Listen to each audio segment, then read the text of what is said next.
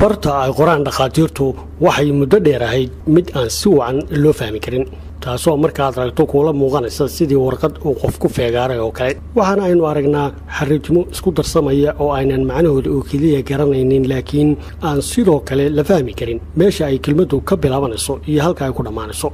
daraasado iyo baaritaano arrintaasi laga sameeyey waxaa lagu ogaaday in sababaha keenaya inay dhakhaatiirtu sidaa wax u qoraan ay ka mid tahay iyagoo dhakhaatiirtu warqado badan si degdeg ah wax ugu qora oo ku dadaalaya inay kelmad walba oo bukaanku u sheegay ay qoraan inta uu la fadhiyo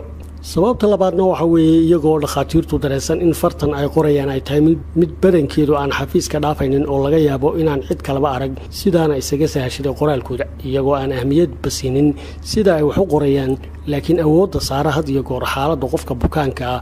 iyo daaweyntiisa arrinta kale ee jirtaa waxay tahay iyadoo warqadaha ay dhakhaatiirtu qoraan ay u tagaan dad kale oo ama dhakhaatiir ah ama shaybaadhlayaal ah amaba farmasiyada dawooyinka jooga kuwaas oo dhammaantood ay isku qoraal iyo far yihiin dhakhaatiirta guud oo ay isfahmayaan manaha qoraalka dhakhaatiirtu mid loogu talagalay dadka caamka